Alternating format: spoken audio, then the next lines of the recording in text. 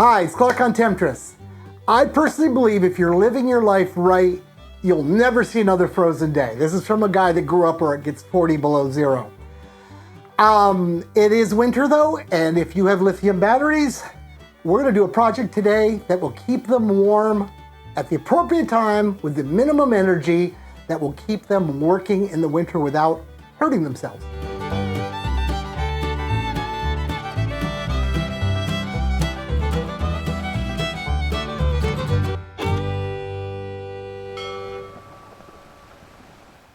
As many of you know, I have a Patreon tier called Dream Believers, and what it's there for is if you would like to pick my brain and have me help you, usually with engineering projects, but other things, whatever you think I might know about, I like chatting with people. You can pledge or whatever they call it, support me at that level, and then we get on the phone and chat. And some people, use it for a month and just get some consulting and we design a project, great. Some people say, well, geez, I saved like thousands of dollars, so I'm going to keep paying them for a while.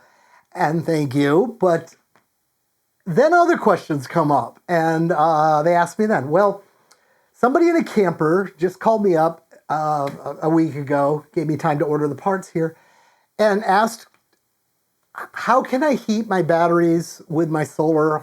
Actually, he was going to do it in a different way. But he wanted to warm up his batteries and build a way so that his camper could be in the cold, cold weather, but still take power safely. So I suggested what I'm going to talk about in today's video, and it works pretty well. Lithium iron phosphate batteries, well, they're kind of fragile in lots of ways. But one of the ways they're fragile is if you freeze them and then attempt to charge them, they're gone. They will get destroyed.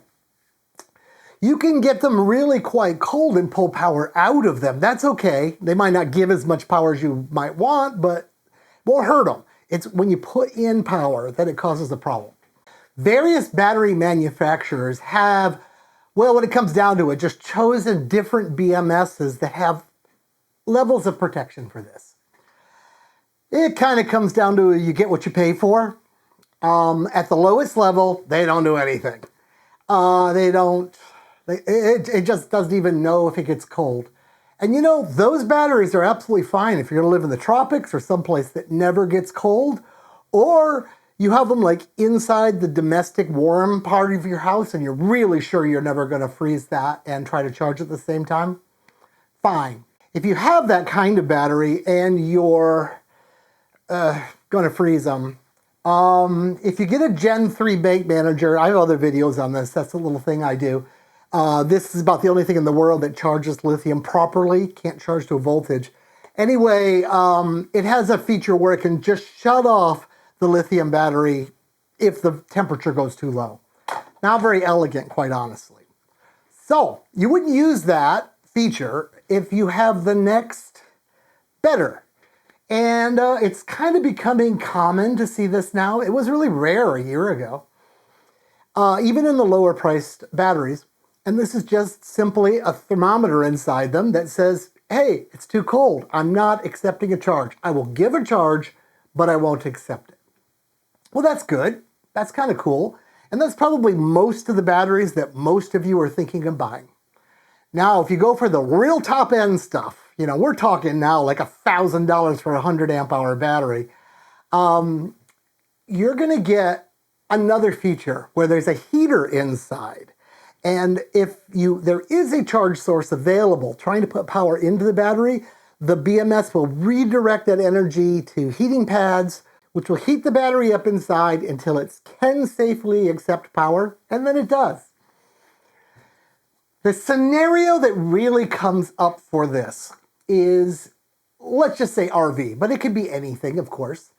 You've got this RV, and you have solar panels on the roof because they're cool, and you park someplace really, really cold. And maybe you're not even in the RV. Maybe it's in storage, or maybe you're visiting some family someplace, out west, and you're sleeping in their bedroom and have a real bed for the night.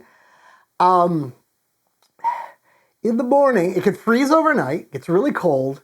In the morning, the solar panels are going to be putting out potential power. the battery will say, I can't take this, I can't take this, and it's just being wasted. And it's going to be wasted until the camper thaws all the way through and the battery compartment gets warm, and then the battery compartment warms up. That might not happen till like afternoon, and you've lost all that electricity. So if we could redirect some of that electricity right into the battery to warm it up, much like the very expensive batteries do, well, we're going to get a lot more power. So let's do that. I bought a couple things. These little heaters, they're available in all kinds of wattages and all kinds of sizes, but they're just a resistor inside like a little pouch with a couple wires. These particular ones are rated for 20 watts at 12 volts. Seemed reasonable. I got 4 of them for, well, that amount. I'll put all the parts links on Amazon, down in the description like usual. Then you're going to need this, or something like it. This is a thermostat, but it's a mechanical thermostat. All it is a switch that goes click on when it gets cold and click off when it goes warm, and you just set the temperature by actually kind of moving a spring against some bimetallic metal until they just want to react at the right temperature. And in short, it's the brains of this operation. And these aren't very expensive either.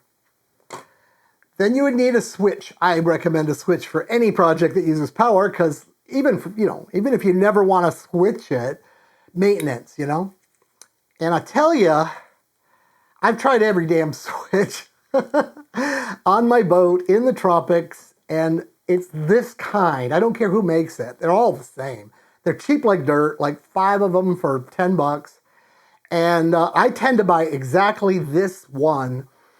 See all the pins back there? This is what's called a double pull, double throw. So these would be the pulls. So you can use them any way you want to, but like in would come a circuit, and in the middle position it's off, and then it can throw to on in this way or on in this way, but never both. And you just do that, of course, by it's on, off, on, another way they define the name of that switch. And then there's a whole nother gang of them on the other side. Why do I get this particular one? Well, it's perfectly good on-off switch. Sometimes you might need the double kind of a deal. Sometimes the switch burns out and you can just move the wires over the other side because it's like a whole nother switch. And they don't cost anymore, so I tend to do that. Now, they come with these, or you can buy these little rubber, boots, and they screw right on here. And if you put it through your panel and then screw this on, it seals really well. And as long as this side of the panel is nice and dry, this can be right out in the rain. I've got switches like this on Temptress that have literally been in her all through the tropics, waves breaking over. And there's not just 1 or 2. I think I've got like 15 of them controlling all kinds of lights and things in the cockpit. Not a one's failed. That little boot does the job. And so, probably you don't need to spend extra for the waterproof version. Anyway, let's dive into this circuit. Well, you're going to have solar panels. That's my panels, and a couple wires come out of them. And they're going to go to a charge controller on the battery side. This would be an MPPT. And then the MPPT has a couple wires that go to a battery, your battery bank. Get that out of the way. That's the simple common setup for solar panels on a boat or camper or house or whatever. I like to see a couple other additions, like a circuit breaker here. Not so much because I want it to shut off for current, but as far as big heavy switches, there are these cheap Chinese circuit breakers that I wouldn't trust to actually break the circuit at all. But they are the cheapest switch that can pass a lot of amps. You want one of those, in my opinion, again for maintenance. You can turn the sun right off if you want to mess with things. I tend not to put any switches on this side. They'll tell you to put a fuse here, of course. Sure, fuses everywhere. Riddle the world with fuses. But you never should disconnect your MPPT from your battery unless you're taking it off. In other words, never have it hooked to the panels when it's not connected to the battery. Won't go into why, but they'll all say that, and it is important. Now what we're going to do is put some of these little heater pads around the battery. I'll get to that in detail later, but let's add that heater and our thermostat.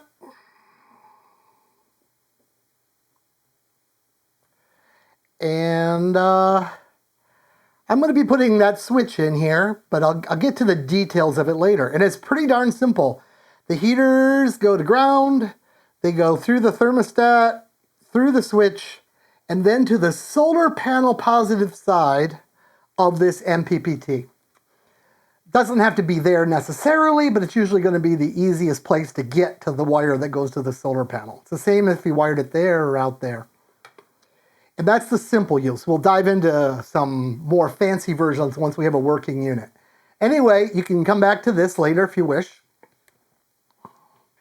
Let's build one. I have a solar panel, except I don't have a sun. So that's there for decoration. What we're going to do is we know what the solar panel puts out, and I can make my bench power supply do the same thing. So pretend it's coming from there and I have control of the sun because I am Ra, the sun god. But really, I'll just be twiddling this knob on this device. So we have the power coming out of here into the PV inside of our MPPT charge controller. Then we have the battery side of it connected to the battery. Let's fire that up right away, just see what goes on. Got my meter here. I'm going to set it for amps. Zero it out, and I'm going to hook it to the positive wire going to the battery so we can see what's going on. I'm going to turn on the power supply. I got it set for 26 volts. 12 volt panels are usually up in that range. I have found that these Victrons are really fussy about low voltage. He won't even turn on and start charging until you have like, I don't know, 24 volts. But you can go a lot higher. You can go up to 100 volts, but we'll get into that in a minute. That will have to be addressed on this project. Okay, let's turn it on. Now, nothing's coming out to speak of. I got it limited to 2 amps right now, but it's ramping up. This thing's doing a soft start. Okay, we got to give this a little time to settle in because as it draws more current, the voltage drops from the power supply because he's limited to 2 amps. But this is a perfect test because the solar panels do the same thing. This guy's job in life is trying to figure out how much power can I draw and get the most wattage out of that panel. If he drew a huge amount of amps, the voltage would go to 0, and power is amps times volts. Anything times 0 is 0. And if he drew very, very little, he's just kind of wasting power that's available. So he is feeling it out. And he's more or less settled in now. So I'm giving up more or less 2 amps here, a little wiggle. Comes into here, but remember this is 26 volts. This guy's stepping it down to the 13-ish volts that a lithium battery would be. And we're getting 3.5 amps. So in stepping down the voltage, we're stepping up the current. Yay, that's the whole reason we want these things. If you want to know more about the power equation and Ohm's law, I have a masterclass playlist that I think does a darn good job of teaching, even if you know nothing about electricity, how electricity really works. Not rules of thumb, real math, but I tell you, the math is real simple. The goal of this project is to make heat around the battery to heat the battery up. Well, if we just put the heaters on the outside of the case, most of that heat's just going to go away trying to heat up, well, the whole camper, the whole boat. So get yourself some styrofoam and build yourself an insulated box around the battery so that heat has no way to get out and it does what it should do. This will also keep the batteries from freezing as quickly. But that's on your own to do. We're going to assume this is in a nice insulated box. I've done a little bit of work already. I just created this ground bus. It's connected to the negative side of the battery. And I've got a couple of these heaters. Remember, these are rated for 12 volts, and we're running roughly twice that out of our solar panels. So what we're going to do is run 2 of these in series. So let me grab one of my little quick connects here and hook 2 of these panels in series. And now if I apply 12 panel voltage to this, these will heat up at 20 watts each. And they'll take the 24, 25 volts, split it in half. That's the voltage drop. I go into that in the other playlist, and they will get 20 watts worth of heat each. Put this wire aside for a sec. We're gonna do the same to the other. So we have another pair of them over here, and again, they're gonna give 20. So we get 20, 40, 60, 80 watts of heat energy going into our insulated box around our battery. Okay, we take these 2 guys, and we hook them to the thermostat.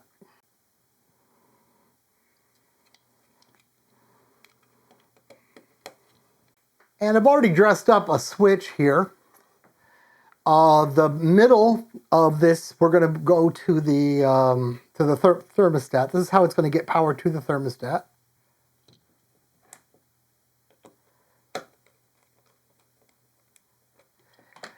And they kind of cross over. You can see how this bar, if you continued, it would go down. So this on position, the up, is the bottom wire, off is nothing, and this would be the top wire hot. So I like to think if the sun is up high, so I usually put solar position up. So we grab the bottom wire, and we're going to connect that to the solar positive, and I'm going to do it right here, and I'm going to shut down before I do it.